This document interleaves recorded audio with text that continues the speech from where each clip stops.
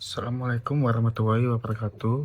Kami dari kelompok 3 akan mempresentasikan tentang ekuitas atau kekayaan pemilik. Sebelumnya, perkenalkan nama anggota kelompok kami. Yang pertama ada Akresia Maria dengan NIM 289. Yang kedua Aulianisa Rizky Arafa dengan NIM 299. Kemudian Fitriatus Soliha dengan NIM 3110. Kemudian Calvin Andalas Aji Putra dengan NIM 333, dan saya sendiri Ricky Prastia Priyanata dengan NIM 339. Baik, di kesempatan kali ini saya akan menjelaskan mengenai konsep paradigma. Nah, konsep paradigma itu menjelaskan bagaimana suatu sistem atau cara berpikir berjalan dalam kondisi normal dan stabil. Jadi selama masa stabil ini atau disebut equilibrium, sistem akan berusaha mempertahankan struktur dasarnya dan melindungi diri dari perubahan, baik dari dalam maupun luar. Nah, perubahan hanya terjadi secara perlahan dan mengikuti aturan yang sudah ada. Namun, menurut teori ilmuwan Thomas Kuhn, perubahan besar atau revolusi bisa terjadi ketika sistem tidak bisa lagi menyesuaikan diri dengan masalah-masalah baru. Pada saat itulah paradigma digantikan oleh paradigma baru. Struktur dalam suatu sistem itu sendiri adalah kumpulan atau cara kerja yang tidak terlalu terlihat jelas atau implisit, tapi menentukan bagaimana bagian-bagian dalam sistem berfungsi dan berinteraksi satu sama lain, termasuk dalam berhubungan dengan lingkungan sekitar. Nah, berikut ini adalah macam-macam paradigma akuntansi berdasarkan American Accounting Association pada 1997 yang berjudul Statement of Theory Effectance. Paradigma-paradigma berikut ini diusulkan oleh terbitan tersebut. Yang pertama ada paradigma antropologis, kemudian ada paradigma laba sebenarnya atau true income, kemudian ada paradigma keputusan atau decision usefulness. Kemudian yang keempat ada paradigma perilaku pasar agregat, yang kelima ada paradigma keputusan individu, dan yang terakhir ada paradigma informasi atau ekonomi. Nah, berikut ini merupakan penjelasan mengenai paradigma antropologis atau induktif. Jadi dalam akuntansi, paradigma ini fokus pada praktik akuntansi yang sudah ada di dunia nyata, bukan teori-teori yang ideal. Pendekatan ini melihat bagaimana akuntansi benar-benar dilakukan, serta bagaimana sikap manajemen terhadap praktik-praktik tersebut. Para pendukung pendekatan ini percaya bahwa teknik akuntansi itu sebaiknya dipilih berdasarkan apa yang sudah terbukti berhasil, dan bahwa manajemen punya peran penting dalam menentukan teknik yang digunakan. Tujuan dari penelitian dalam paradigma ini adalah untuk memahami, menjelaskan, dan meramalkan praktik akuntansi yang ada sekarang. Beberapa teori yang termasuk dalam paradigma ini antara lain yang pertama ada teori ekonomi, kemudian informasi, model keagenan, yang ketiga ada perataan laba, dan teori akuntansi positif. Nah, peneliti yang mengikuti pendekatan ini biasanya menggunakan teknik-teknik dari penelitian tentang perataan laba, yaitu bagaimana perusahaan dapat menyamakan keuntungan dari waktu ke waktu. Kemudian ada manajemen penghasilan, yaitu bagaimana perusahaan dapat mempengaruhi laporan keuangannya, dan yang terakhir ada teori akuntansi positif, yaitu menjelaskan dan memprediksi perilaku akuntansi nyata di dunia bisnis. Di balik tiap angka dalam akuntansi ada cara pandang, ada pendekatan, dan ada paradigma. Salah satu paradigma yang paling berpengaruh dalam sejarah teori akuntansi adalah paradigma true income, atau sering juga disebut sebagai paradigma deduktif normatif. Paradigma ini dibangun atas keyakinan bahwa akuntansi tidak sekedar merekam masa lalu, tetapi harus bisa menjawab pertanyaan yang lebih besar, yaitu seberapa besar sebenarnya perubahan kesejahteraan ekonomi yang dialami sebuah perusahaan. Dalam paradigma ini, laba bukan hanya angka di laporan keuangan, laba merupakan kenaikan kesejahteraan ekonomi. Sebaliknya, rugi adalah penurunan bersih dari kesejahteraan tersebut. Konsep ini berasal dari teori ekonomi, bukan sekedar teknik pembukuan.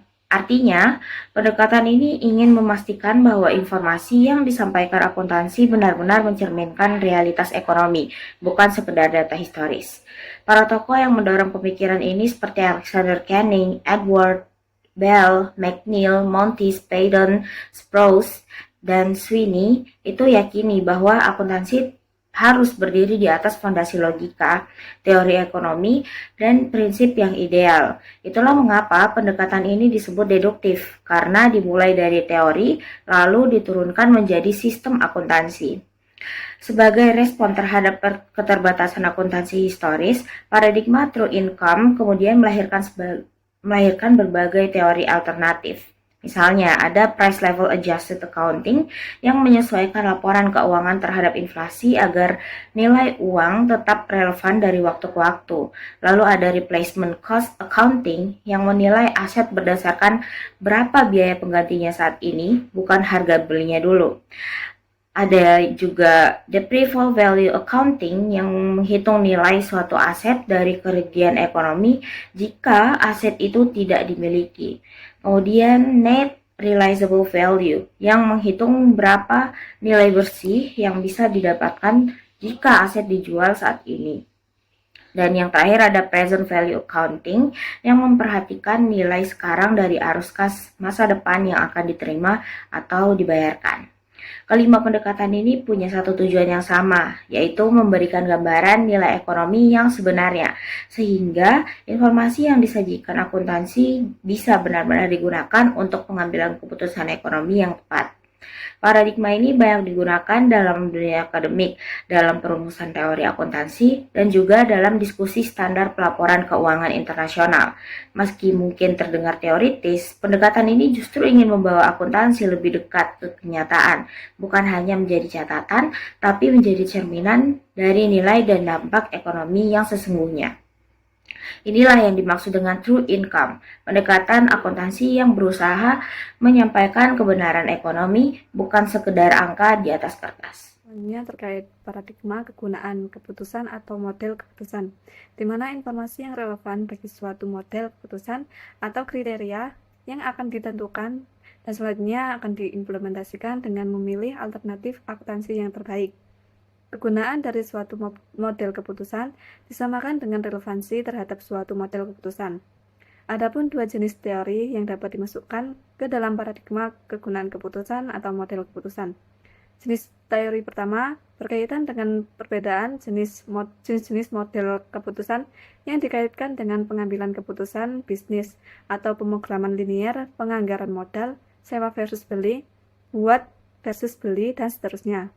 Adapun jenis teori yang kedua berhubungan dengan peristiwa-peristiwa ekonomi yang berbeda, dapat mempengaruhi kelangsungan usaha, kebangkrutan, pengambil alihan, penggabungan usaha, peringkat obligasi, dan seterusnya. Selanjutnya, paradigma kegunaan keputusan atau perilaku pasar agregat atau pengambil keputusan.